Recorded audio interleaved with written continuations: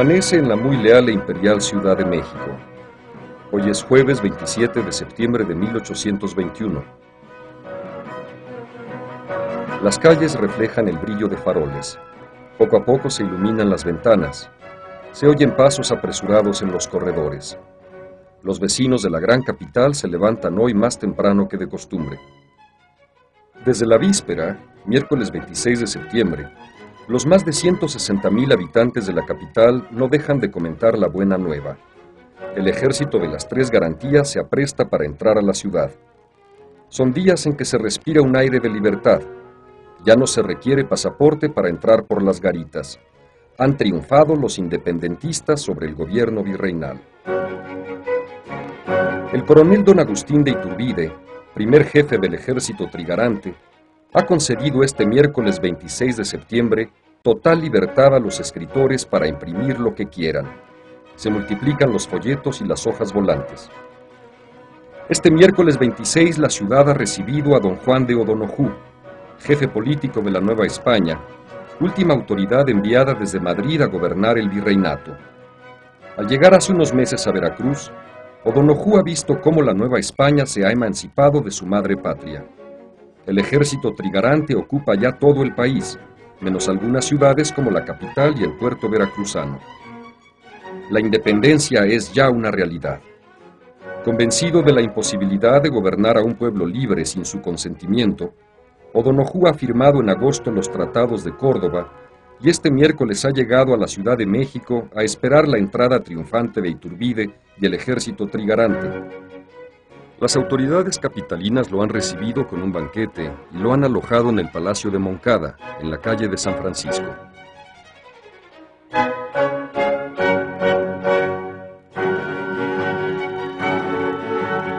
Por doquier lucen los gallardetes, las banderas, las flores y guirnaldas, las pinturas y letreros.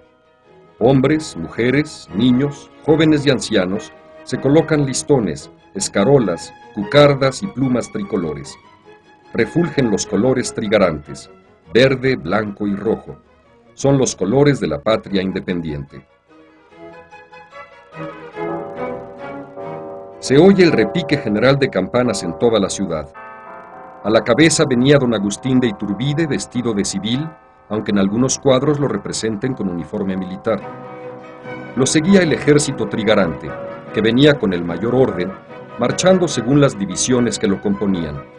Estado Mayor, Estado de Operaciones, Ejército de Vanguardia con el general Vicente Guerrero y el marqués de Vivanco, el coronel Nicolás Bravo y el coronel Antonio López de Santana, el Ejército del Centro con el coronel Anastasio Bustamante, el Ejército de Retaguardia con Luis Quintanar y los coroneles Miguel Barragán y Vicente Filisola.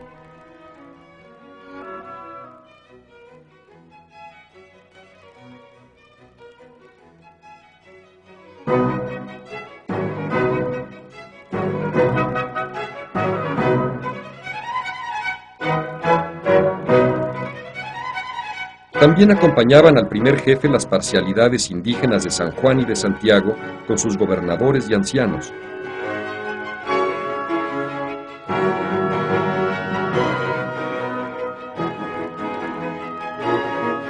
Al llegar frente al arco triunfal de la calle de San Francisco, el ayuntamiento esperaba a Iturbide para entregarle las llaves de la ciudad. Siguió la marcha por la calle de Plateros, hoy Madero, hasta la Plaza Mayor, donde la muchedumbre los recibió con vivas del más puro entusiasmo. ¡Viva el padre de la patria! ¡Viva el salvador de la patria! El asombro de la historia, el inmortal libertador.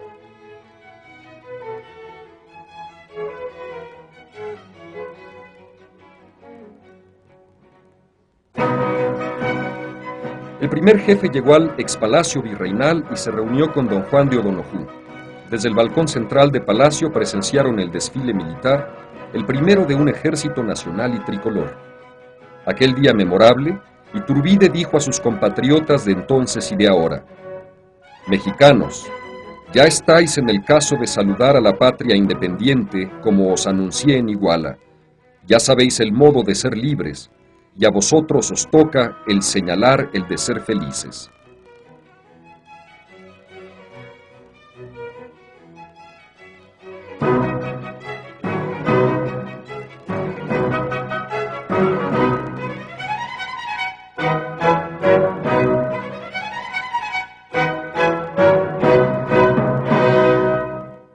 ¿Cómo ocurrió ese día de gozo y esperanza? ¿Cómo logró la Nueva España emanciparse de la madre patria? ¿Cómo le llegó a México su tiempo de nacer? El capítulo de la historia nacional más socorrido por el discurso político y la fiesta popular es el relato de nuestra guerra de independencia. Esos 11 largos y dolorosos años de 1810 a 1821 han sido fuente inagotable para el arte, la poesía y la arenga cívica, pero también para la libre formación de un culto a los héroes patrios. La historia, sin embargo, no es más heroica porque la posteridad levante esos altares. Los héroes son personajes de la mitología griega, mitad dioses, mitad hombres, como Hércules. La verdadera historia está hecha por personas humanas, de carne y hueso, hombres y mujeres, con logros y tropiezos. El surgimiento de México como nación independiente y libre no ocurre sino hasta 1821. Antes se da en la Nueva España un lento proceso de gestación a la manera en que se forma un río. Las gotas de lluvia, el agua del deshielo, horadan la roca y se depositan en el subsuelo formando un río subterráneo que aflorará a la superficie en el momento preciso. De la misma manera, los agravios y los anhelos de un pueblo se acumulan durante años, convirtiéndose después en una fuerza incontenible.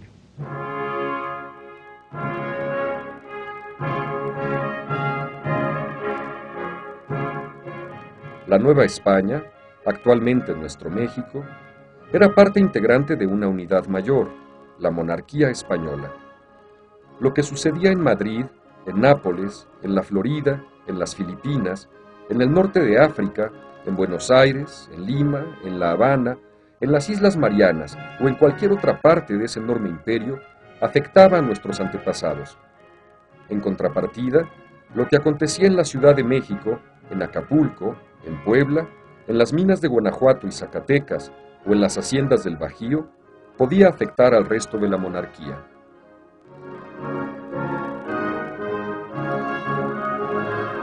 Estamos con Guadalupe Jiménez Codinach, doctora en Historia por la Universidad de Londres y quien se ha especializado en la guerra de independencia de nuestro país.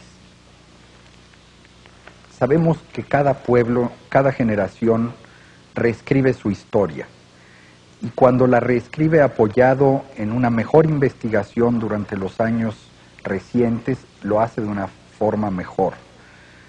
¿Tú consideras que México está en una situación oportuna para revalorar, reescribir y replantear lo que ha sido la guerra de independencia en nuestro país? Hace muchos años, Alberto, yo he presentado en varias ponencias y en varios trabajos la idea de que todo el siglo XIX y particularmente el periodo que se refiere a la guerra de independencia debe ser replanteado totalmente. ¿Por qué?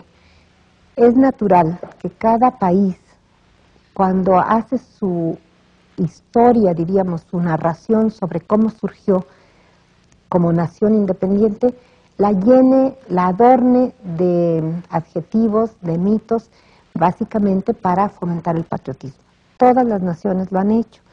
Hemos hecho una historia lineal, predecible, en donde ya todos tienen un papel ubicado de villano o de héroe. No hay tal. Nuestra historia como nación que surge a la independencia es mucho más compleja y mucho más rica. Y yo creo que ya es tiempo para México como nación el plantearse su origen, su nacimiento, que es exactamente en este periodo. Creo que un símbolo de madurez en un pueblo es el poder ver su pasado y el tener la valentía de buscar la verdad y aceptarla. Además, creo que esa también es la vocación del historiador, búsqueda de verdad. Pero, ¿cuál es el papel que juegan la monarquía y la iglesia en la Nueva España de ese momento? ¿Por qué son tan importantes y por qué gira alrededor de ellos la vida novohispana de finales del siglo XVIII?